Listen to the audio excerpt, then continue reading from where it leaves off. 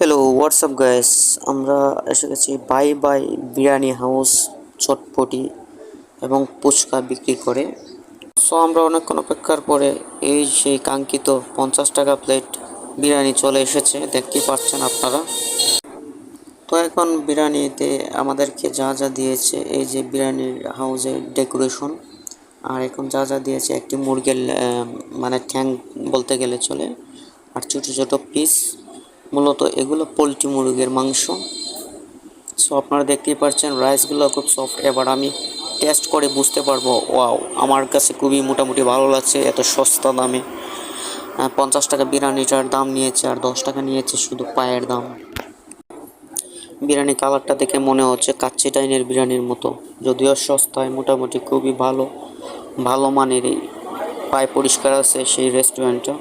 সেটা মার্কুলি বাজারের সিএনজি স্ট্যান্ডে পড়েছে।